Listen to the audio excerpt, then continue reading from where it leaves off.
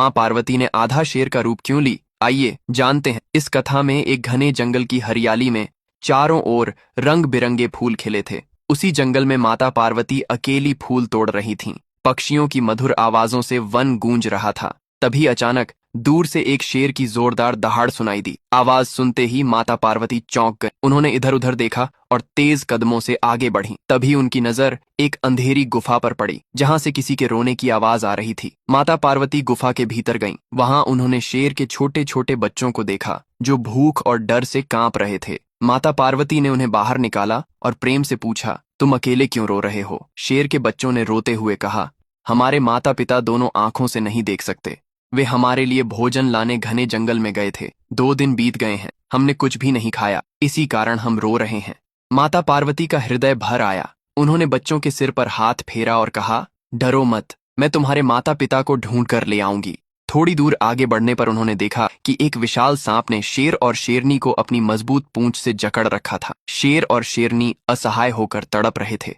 माता पार्वती ने कठोर स्वर में कहा, अरे दुष्ट, तुमने इन्हें क्यों बांध रखा है? क्या तुम्हारे मन में दया नहीं? ये अपने बच्चों के लिए भोजन ढूंढने गए थे। क्या तुम्हें नन्हे बच्चों का रोना सुनकर भी करुणा नहीं आई?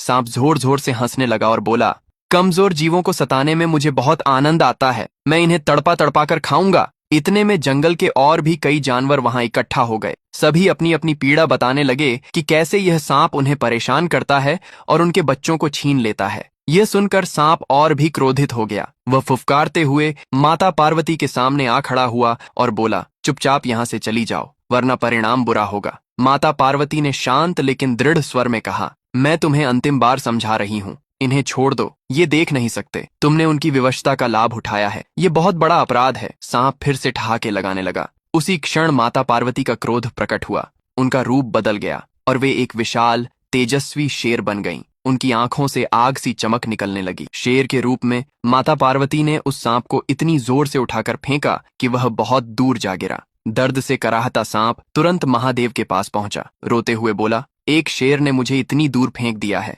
मुझे शक्ति दीजिए ताकि मैं उसे दंड दे सकूं। महादेव ने कहा, तुम्हारे पास पहले से ही बहुत बल है, चलो देखते हैं वह शेर कौन है। महादेव और सांप दोनों उसी स्थान पर पहुंचे। महादेव ने शेर से पूछा, तुम कौन हो और तुमने इसे इतना दंड क्यों दिया? शेर के रूप में माता पार्वती दहाड़ उठी। यह प्राणी निर्दोष जीवों को सताता है, उनके बच्चों को तड़पा तड़पा कर खाता है। ऐसे दुष्ट को धरती पर रहने का अधिकार नहीं। यह कहते ही माता पार्वती अग्नि की ज्वाला की तरह चमकने लगीं और सांप को जलती हुई अंधेरी गहराई में फेंक दिया। सांप भयभीत होकर चिल्लाने लगा, मुझे क्षमा कर दो माँ।